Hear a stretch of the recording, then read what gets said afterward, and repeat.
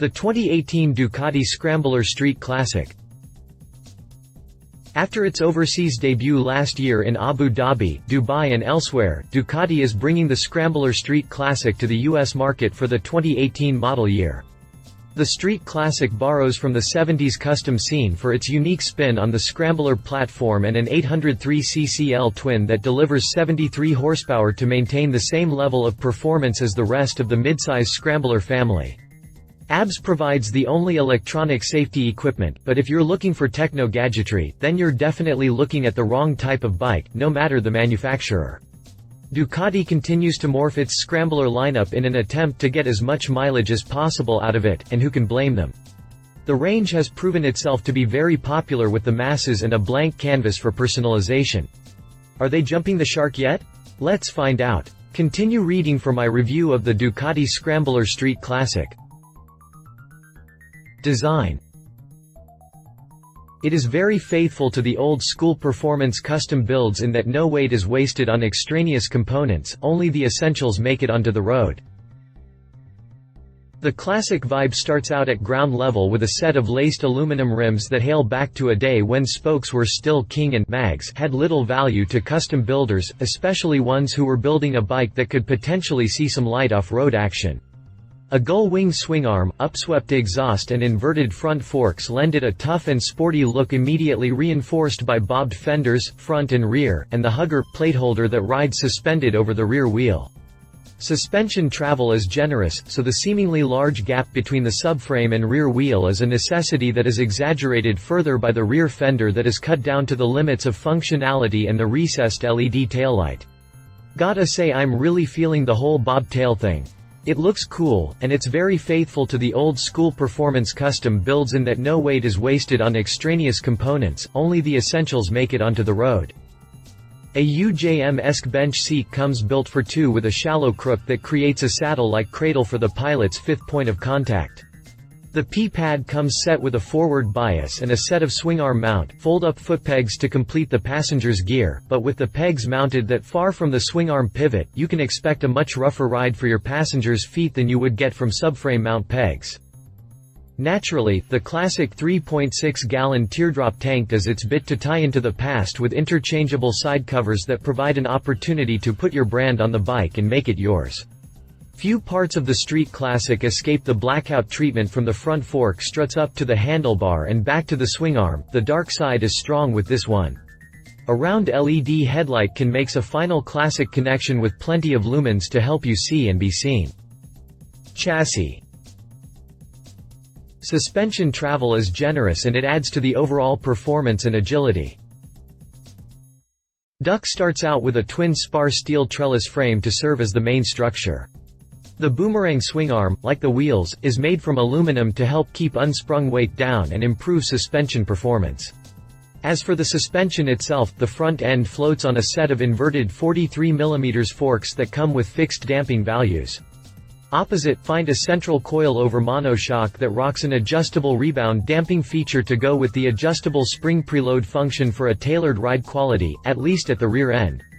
Suspension travel measures out at 5.9 inches front and rear, pretty supple indeed, and it adds to the overall performance and agility. The rest of the Scrambler's nimble nature is due to the 24-degree steering head and 4.4 inches of trail over the 56.9-inch wheelbase, as well as its 410-pound wet weight. Brembo supplies the anchors with a 4-pot M4.32B monoblock caliper up front with a single piston binder out back, and this dynamic duo works with a single 330mm front disc and 245mm rear to supply the braking power. Bosch follows up with its 9.1 MP, 2-channel anti-lock brake system that comes as part of the standard equipment package to provide a little security, though it's important to remember ABS is no substitute for skill and/or prudent riding practices. Pirelli hoops line the 18-inch front and 17-inch rear with ZR-rated rubber and the now typical Scrambler-tastic tread pattern that features deep grooves and wide street flats for traction in a variety of conditions. Drivetrain. The factory borrows from its Monster and Hypermotard programs for the Scrambler's powerplant but uses special cams that deliver linear grunt for a predictable and user-friendly ride. Ducati powers the thing with its air-cooled, 803cc L twin Desmodoo engine that delivers a solid 73 horsepower at 8,250 revolutions per minute and 49 pounds-o grunt at 5,750 revolutions per minute. The factory borrows from its Monster and Hypermotard programs for the Scrambler's powerplant with the same pistons and cylinders, but the engine's character is defined by the special cams that deliver linear grunt for a predictable and user-friendly ride. Valve overlap, that period of crank rotation near TDC on the exhaust stroke at which both the intake and exhaust valves are both open so exhaust gas scavenging can occur, is limited to 11 degrees of rotation so as to reduce the amount of free hydrocarbons in the exhaust stream in order to comply with Euro 4 emission standards. Compression is pretty warm at 11:1, so you can forget about buying the cheap gas. As usual, Duc uses its signature Desmodromic Valvetrain system that replaces the valve springs with a pull-closed cam for positive poppet operation with no possibility of valve float in the higher RPM ranges. Induction control falls to the 50 mm throttle body and pair of electronic fuel injectors with no fandanglery such as TC, rider modes or wheelie control to complicate the plumbing and wiring. Simple, honest control for a solid connection between man, woman and machine.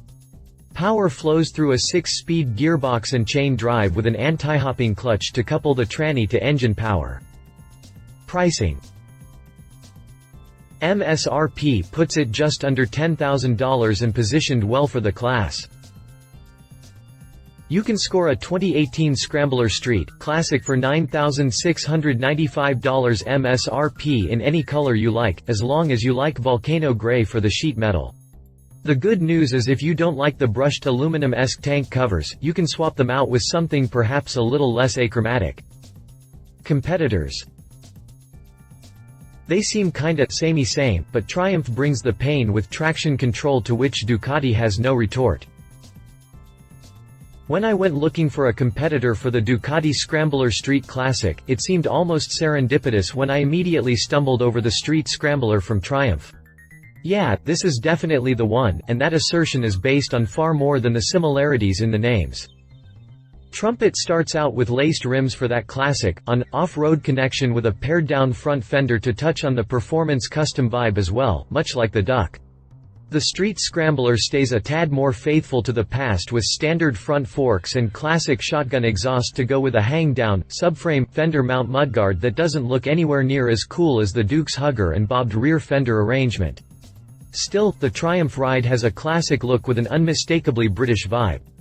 Almost the entire machine gets the blackout treatment with the fuel tank serving as the only splash of color with matte khaki green or corrosive red, frozen silver on the palette next to jet black if you're looking for almost total blackout. Triumph uses a double cradle, downtube frame to support the engine, rather than using the engine itself as part of the assembly. The KYB rear shock is a bit simpler with only a preload adjustment to refine the ride. Brakes are similar but with twin-piston Nissan calipers front and rear rather than Brembo as with the Duc.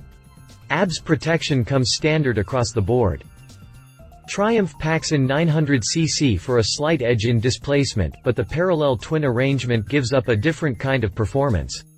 Horsepower drops a tad with only 55 ponies on tap against the Duke's 73, but the typical Triumph torque comes on low at 2,850 revolutions per minute with 59 pound-feet against 49 from the Duc. I think that there's a lot to be said for an engine that you don't have to flog to get to the good stuff. So far, it all seems kinda samey-same, but Triumph brings the pain with traction control to which Ducati has no retort. You'll pay for that gadgetry of course. The Triumph Street Scrambler has an MSRP of $10,800, so it isn't quite as budget-conscious but it is more technologically advanced. One might even say it's a more mature type of scrambler. He said. Cool little ride, but I wonder if it's a bit superfluous. It covers some of the same ground as the Icon, Mach 2.0 and Café Racer, and I'm not entirely convinced they hit the target era with enough sincerity. Just a token here and there doesn't not a tribute make. Oh well, it's Duke's project, and if they want to tool a bajillion different assembly lines, then more power to 'em. She said. My wife and fellow motorcycle rider, Alan Hinton, says, as with the other Ducati Scramblers, it is maneuverable at low speeds. It's tall, like you can see your house from here. Okay, maybe not quite that tall, but average height riders will have a little trouble flat-footing around the saddle on this one. Power is smooth, and it isn't all that bad on the interstate, which surprises me a little considering it's meant to be off-roadish and doesn't come with a windscreen. Specifications. References. Triumph Street Scrambler. See our review of the Triumph Street Scrambler. If you liked this video, please share your thoughts in the comments below and don't forget to hit the subscribe button.